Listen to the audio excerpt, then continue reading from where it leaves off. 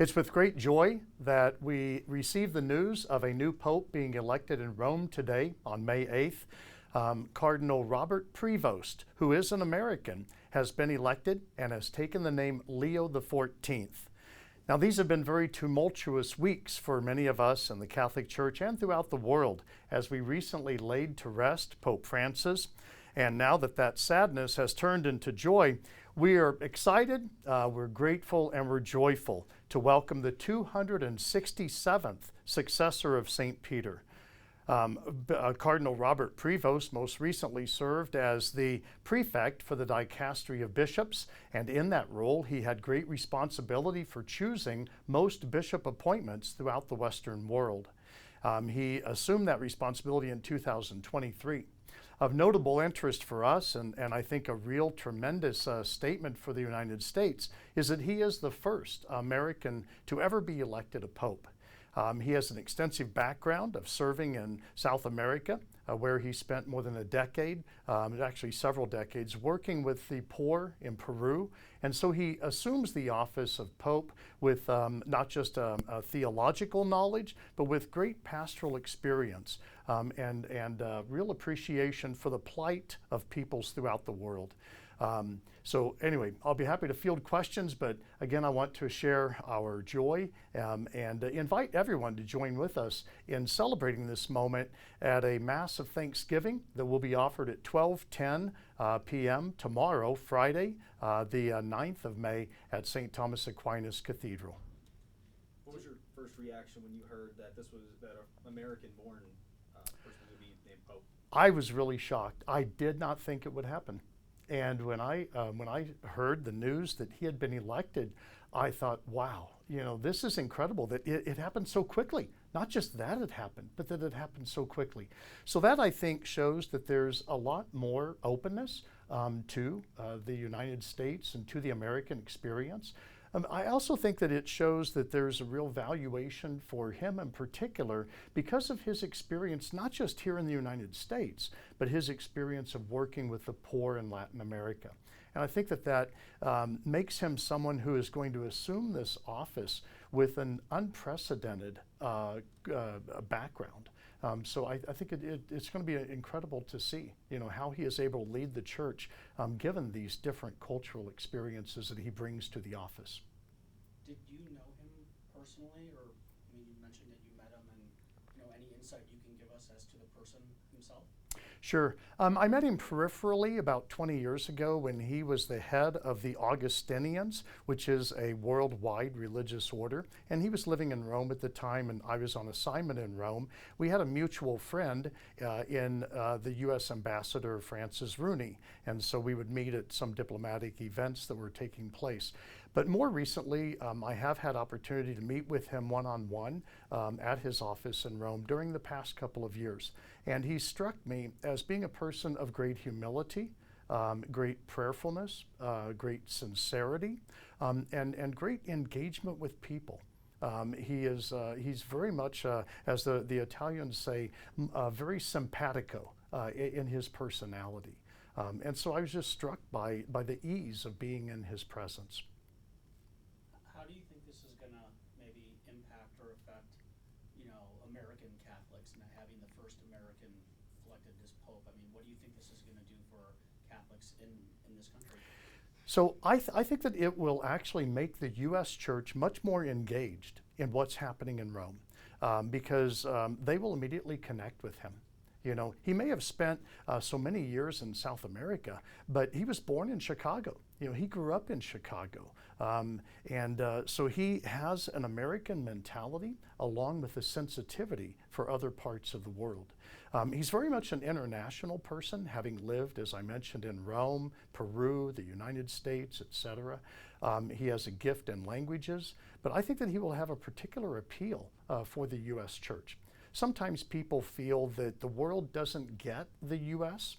Well, they can't say that about him. He does get the U.S. And I think that will make his statements, his teachings, much more credible to the U.S. Church. I know when they were searching for a new pope or Pope Francis' successor, one of the things they mentioned was maybe looking at somebody who carried the same traits that Pope Francis did, especially being more of a progressive pope. Do you see any of those aligning with Pope Leo's election?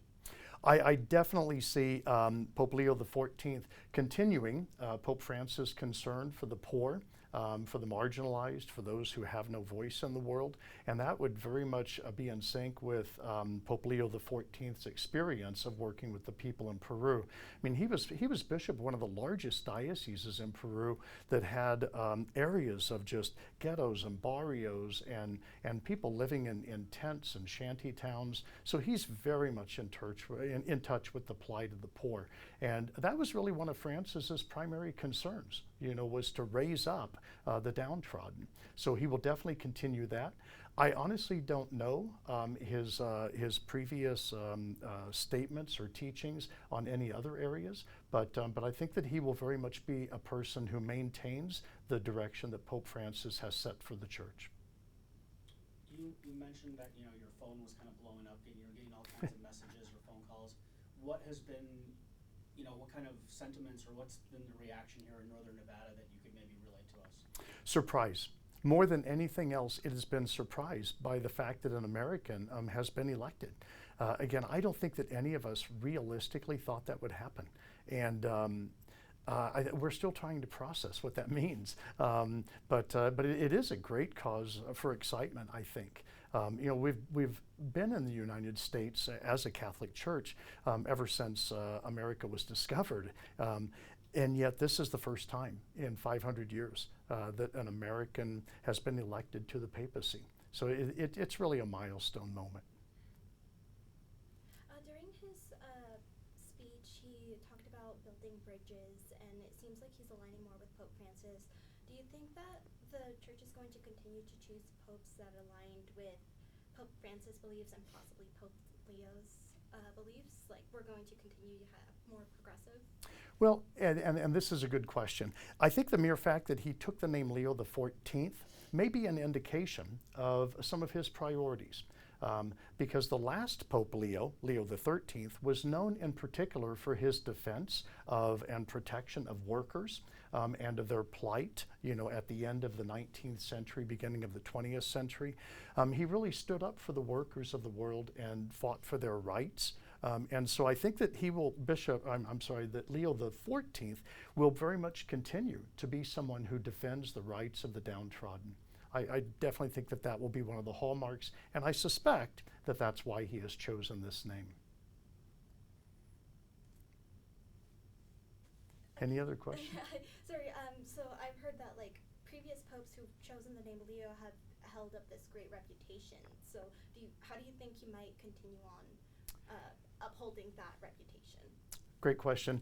I don't know much about the other popes who chose the name Leo. And the first one to choose the name Leo was actually in the 5th century. And he had the title Leo the Great because of what he was able to accomplish for the world and for peoples and not just for the Church. I think that we would probably be best to interpret his selection of name Leo XIV specifically in light of Leo XIII. I don't think that it would necessarily have any connection to the popes previous to Leo XIII. And then what does it say about the Church choosing another progressive pope? Well, so I actually think that is yet to be determined. I personally don't know him well enough that I would describe him as being progressive or conservative. I think I would describe him as being very faithful. Seriously, in my meetings with him, he has come across as a deeply prayerful man and very faithful. We've prayed together in those meetings, and anyway, I think that I would simply describe him as faithful.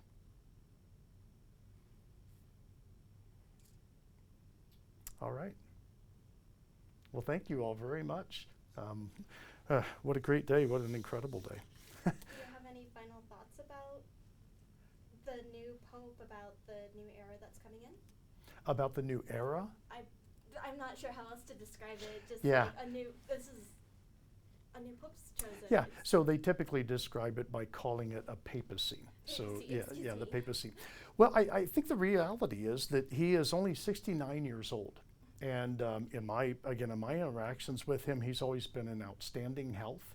And so I fully expect that he will be in office and his papacy will last for probably the next 25 years. And so that's certainly during the rest of my time as Bishop of Reno. So he will be the Pope that I look forward to working with, and you know, am anxious to meet him in person and congratulate him on his election. Any more questions? Real quick, could you say and spell your name and? Oh yes, thank you. I forget to do that. My name is spelled Daniel, D-A-N-I-E-L, and the last name is Mueggenborg, spelled M-U-E-G-G-E-N-B-O-R-G.